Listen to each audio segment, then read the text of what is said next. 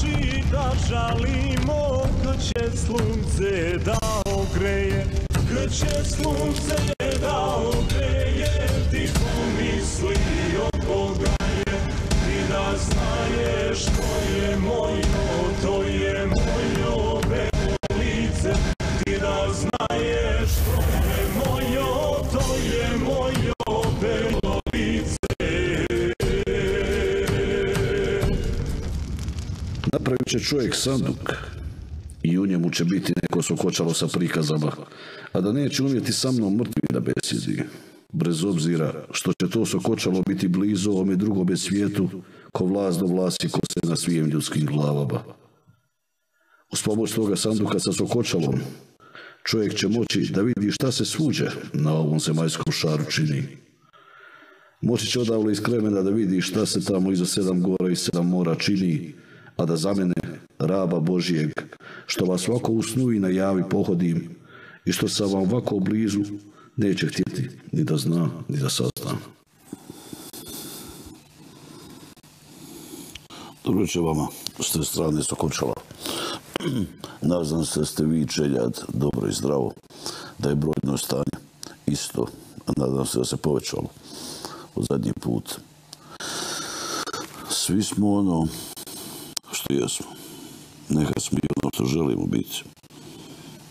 Nekad uspijemo razdvojiti dvije stvari. Ono za što živimo i ono od čega živimo. Najsretniji među nama, znači najsrećniji spoje ono od čega žive i ono za što žive. Znam puno ljudi koji su htjeli postati pisci. Upisali bi ili žurnalistiku ili književnost i naravno nikada ne bi postali pisci. Ali znaju mnogo od njih koji nisu nikad smatrali da će postati pisci, nije im padalo na pamet. Postali su odlični pisci, kao recimo Kurt Vonnegut ili Patrick Suskind.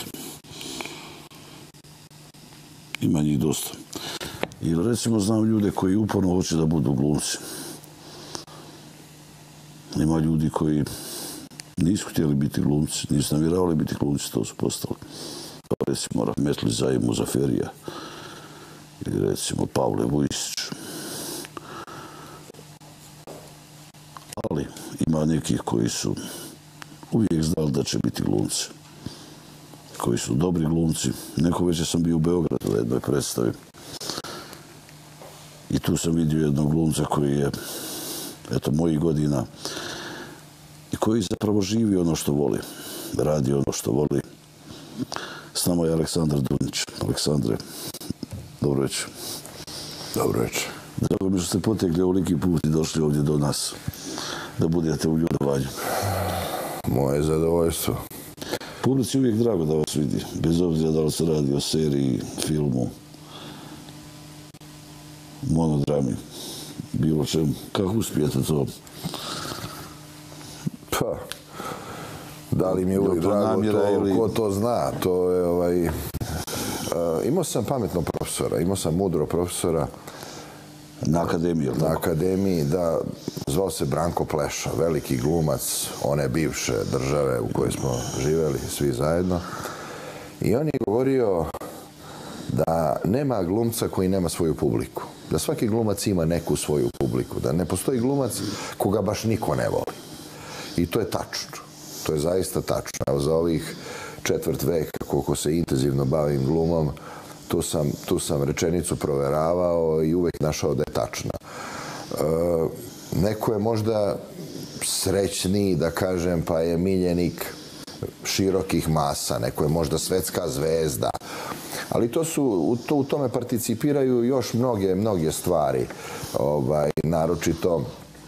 Naročito mediji, naročito priče, možda i abrovi koji se pronose o nekom, legende koje se stvaraju, marketinške agencije koje... Što su abrovi? Nisam tu riječ razumio. To su, kako se zove, rekla kazala. To je rekla kazala. A abrovi, jel, tako se kaže? Da. Svaki dan čovjek nauči nešto. To su ona ogovaranja od uveta do uveta ili priče koje se pronose o nekome ili nečem, stvaranje urbanih legendi ili svetskih legendi. Tako da mislim da to koliko vas ljudi vole, to je, kako bih rekao, nešto što se ne da baš do kraja izmeriti. To ja ne mogu da izmerim. Znam da imam svoju publiku, ali također znam i da mnogi ne misle o meni nešto baš Bog zna šta. Tako da tu sam negde. Trudim se da ono što je moja neka misija, da uspijem negde da je ostvarim do kraja. Kako se ovaj glumac? Svi ga zovu Šojka. Šojić, Lane Gutović. Ne, nego Šojka sa malo većim nosom. Zoran Cvijanović. Zoran Cvijanović. Njega čovjek može da voli, može da ne voli. Nikako da bude ravnodušan. Ali to je meni, recimo, veći uspjeh nego, recimo, da te svi vole. Ja sam, recimo, vrlo podložan nekim ličnim impresijama i privatnim impresijama. Bilo je više glumaca o kojima, naravno, neću da govorim njihova imena, koje sam voleo zbog njihovog rada. Ali kad sam ih negde kao ljude upoznao, poslije toga sam prestao da se zanimam uopšte za to što oni rade. Da, to je inače teško, odvojiti čovjeka u posao od onoga što jeste. Pa neko je davno rekao, dobro je da ne upoznate umetnika. Ako ga ne upoznate, bolje, više ćete ga voleti. Ja sam puno više cijenio pisce prije još sam je upoznao. Ali evo, vas sam cijenio ko glumca i sad sam vas upoznao, još uvijek vas cijenim. Pa i to je uspjeh. Pa to je sreća, zato što smo razgovarali jedno 3-4 sata, još uvijek nisam imao šanse da se obrukam. Pa meni je dovoljno 3-4 sata, nadam se. Možda ne precjenjujem sebe, ali mislim da bi više nego dovoljno 3-4 sata pričati s nekim, ručati s nekim, popiti kafu s nekim. Pa da čovjek skonta. Ima ljudi kojim se ne svide na prvu. Ali dobro, to su već moje lične impresije. Ja sam, recimo, 38 godina imao kad sam shvatio da sam pisac. I dobio sam poslije 7 književnih nagrada, objavio 16 knjiga. Kasno, stvarno kasno. Kad ste vi shvatili da ćete biti glumac? Kad ste pomislili, ne shvatili? Pa pomislio sam da ću biti glumac, imao sam 22,5 godine. Ja sam odslužio vojsku, bio u to vreme su tako nešto, to je 85. godine su slali mlade ljude u vojsku sa 18 godina čim završimo srednju školu ili gimnaziju. I onda kad sam se vratio, onda sam upisao građevinu. Nekritično sam sledio svoju generaciju. Bila je neka borba protiv birokratije, protiv društvenih fakulteta. Vodila se velika kampanja protiv ekonomskog pravnog fakulteta. Ja sam bio izraziti društvenjak, ali ja to nisam do kraja prepoznavao u sebi. Ja sam dobro pisao, recimo, dobro mi je išla književnost, imao sam nekih uspeha u tim literarnim sastavima, ali nisam nekako imao to, nisam to osvestio u sebi da je to moj pravi put.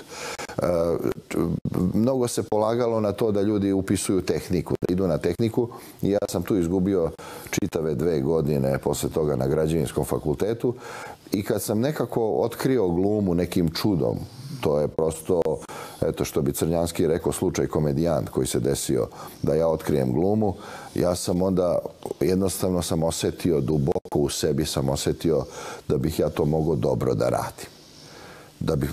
da radim. Naravno, kasnije, kad sam završio akademiju i posle baveći se i aktivno se baveći glumom, shvatio sam naravno neke nijanse, a to je da nismo svi od Boga dati da budemo podjednako dobri komičari i dramski glumci, da nam nešto više leži, da nečega imamo više u svom sadržaju, nečega manje, da ako se zahtevi lika u većoj meri poklope sa onim našim unutarnjim sadržajem, da je to za nas olakšavajuća okolnost i da nam bolje ide. To su naravno kasnije neke stvari, ali taj prvi impuls sam negde otkrio kad sam pošao u dramski studio kod pokojnog Bate Miladinovića i kad sam prvi put došao na prijemni ispit, tada sam osjetio da to mogu da dobro radim i da je to jedno polje koje sam ja onako intuitivno prepoznavao. Sve je to bilo rudimentarno, sve je to bilo maglovito, ništa to nije bilo jasno. Ja nisam imao nikakvu svest o tome, ali sam duboko u sebi osjećao da je to nešto što je za mene. Da, ali to je u vrijeme tog vremena kad su svi tražili da se bavimo nečim konkretnim, bilo prilično hrabro. Ja se sjećam, par puta sam išao u Sarajevo i polagao prijemni za likovnu akademiju za druge ljude. Svi smo tada bili slični. Duga kosa, neobrijani, mogo je čovjek otići s tuđom ličnom. I onda sam rekao stari, ja bi studirao likovnu akademiju u Sarajevu. Onda sam skontao stari nešto da plaćam. A da sam imao dovoljno hrabrosti da odem, da negdje konobarišem, kopam kanale, ko što je recimo Tesla radio, on je bio hrabar čovjek. Vjerovatno je bio sad dobar kipar. Ja sam isto bio doneo odluku kad sam odlučio da prekinem sa građevinom. Što je tata rekao? Ja sam doneo odluku da budem i čistač ulica, ali da neću da studiram građevinu. Bravo. A otac je bio ista ta priča, potpuno ista. Otac je završio ekonomiju, došao sa sela u grad, završio fakultet, ali je duboko u sebi uvijek imao te nerešene egzistencijalne strahove. Nikada nije do kraja uspeo da ih prevaziđe. I za njega su glumci bili nešto daleko, nešto što pripada drugim ljudima, nešto što ne znam, treba da se steknu neki posebni uslovi, da budete iz pedigrirane porodice, da budete možda i porodica sa velikim nagomilanim bogatstvom materijalnim, pa da se jednoga dana kroz 5, 6, 7 generacija bavite time. Tako da iz čiste dokolice. Da, iz čiste dokolice. Tako da i on je bio protiv toga. Bio je protiv, uopšte nije to razumeo. Upisao sam glumu i posle 3 nedelje, pošto sam studirao u Novom Sadu, došao sam u Beograd, došao sam kući i tako nas dvojica pričamo i on meni kaže te 47. godine kad je on došao u Beograd iz sela, hoće on da fascinira svoga dedu. Deda ga pita šta ima u tom Beogradu i on kaže deda bio sam u bioskopu. A deda kaže znam ja šta je to, to nije ništa. To neki mangupi uzmu i zamrače sobu, a jedan iz ćoška svetli. To je bio bioskop za moga pradedu. I on je kroz njegova usta u stvari izgovorio ono što on misli. Da je to, pa ne mogu da kažem luk i voda, naravno, ali u tom momentu kad je on verovatno razmišljao kako da kupi kola ili da kupi, ne znam, da se proširi ili da kupi još jednu sobu, da imamo više, verovatno je to izgledalo sve kao jedan uzaludni napor. Naravno, on se danas ponosi sa mnom, ali trebalo je i moje upornosti i vere u sebe i negde odlučnosti da uzmem sudbinu u svoje ruke i da pođem svojim putem, pa bio sam naravno spreman i da platim cenu za to. Ja recimo nikad nisam bio spreman. Da nisam za prvu knjigu dobio književnu nagradu, vjerovatno ne bi nastavio pisati i da se to nije prodavalo. Ima li ljudi iz vaše generacije, moje generacije zapravo, i mi smo iste godine rođeni, koji recimo uporno pokušavaju da budu glumci bez uspjeha? Pa sad nešto razmišljam, sad ste me naveli na razmišljanja, ne bi se ni ja amaterski nikada bavio glumom. Ili bih radio to profesionalno, da mi to rešava egzistenciju, a da budem onako glumac amater, kao što postoje mnogi glumci amateri koji u amaterizmu provedu ceo život, to sigurno ne bih radio. To sigurno, u stvari, negde smo na istom stanovištu otprilike. Ima ljudi koji provedu u amaterizmu ceo život, baveći se nekom drugom profesijom koja im donosi, rešava im egzistenciju, a oni ovo sačuvaju glumu kao ljubav, sačuvaju pozorište kao ljubav. Recimo, bio sam često u žirima među amaterima i onda sam video kako je to jedno vrlo je teško biti njima u žiriju. Oni su strašno osjetljivi, jer oni ne vide ta tamna polja profesionalizma. Oni ne vide velike suše, ne vide sve ono što čoveka može na tom dugom putu da zadesi, jel? Da bude miljenik i sreće, a i da ne bude. Sreća promeni miljenika, jel? Bude jedno vreme nas prigrli, pa posle nađe neke druge. Oni zadrže glumu i pozorište u onom svom najčistijem idealnom svom prosto nekom snoviđenju. I to kad im date, recimo, lošu ocenu za predstavu ili ih ne nagradite, oni to ne mogu da podnesu. Ne mogu da podnesu kritike. To što mi se više puta dešavalo. Tako da ne bi bio amater, sigurno. Znači, puno je ljepše ili lakše voliti glumu nego živiti od nje. Ili živiti. Recimo, vjerovatno često i vi koji živite od glume, baš su mi tako neki glumci rekli, zavidite onima koji ne žive od nje, a vole je. Pa, to je, kad bi čovjek mogao da se time bavi pa sigurno. Zato što kažem, ako čovjeka zdravlje posluži i pamet, karijera može dugo da traje. Može da traje i 50 godina, i 60, i 70. Mi imamo najstarijeg ovog našeg glumca, Vlastu Velisavljevića, koji je 26. godište, koji je najstariji aktivan glumac u Srbiji. Možda i na Balkanu čitavom, ne znam. Ali on je, recimo, glumac, eto, bez malo 70 godina je čovjek glumac. U tih 70 godina se svašta dešava. Svaka čast. U tih 70 godina ima mnogo izazova, mnogo padova, mnogo uzleta, tu i bolest može čovjeka da poremeti, da ga udalji ili privremeno ili trajno. Može da mu bolest ozbiljno i promeni karakter. Raznih stvari tu ima. To sve treba izdržati. Kad bi čovjek bio toliko bogat da time može da se bavi samo iz hobija, bilo bi lepo, bilo bi idealno, ali pitanje je da li bi mogao da se bavi time iz hobija. Zato što umetnost je obično izraz nečega što nas žulja i nešto što nam ne da mira, nešto s čime mi nekog nezadovoljstva, jeste. Umetnost počiva na želji čovekovoj da bude svet lepši i uređeniji nego što jeste. Tako da ako nam sve ide potaman i ako samo gazimo po cvetnim poljima, pitanje je koliko imamo motiva posle da se bavimo umetnošću. Da. I da li smo zapravo ludi misleći da je sve kako treba. Da. Preispitujete sebe često, je li? Jesam li dobar u ovome? Ja se, recimo, najviše plašim kad pišem da ne povrijedim čitaoca. To mi je...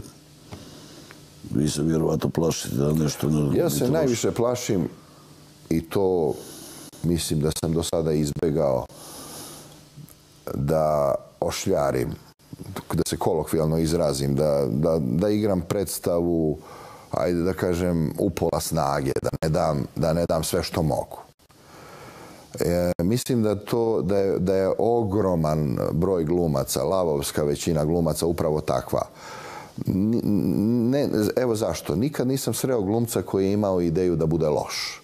Svi su glumci imali ideju da budu voljeni, slavljeni, da ih neko tapše po ramenu, da dobijaju lovorike.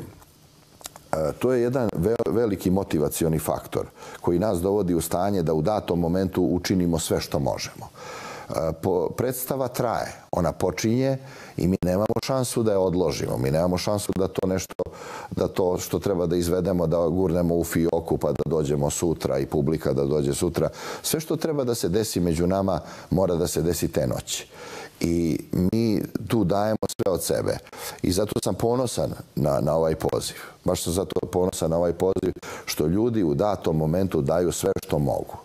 I mislim da sam deo toga i nadam se da sam deo toga i nisam još kod sebe prepoznao moment kad sam imao ideju da nešto otaljam, da uradim nešto onako da prođe vreme.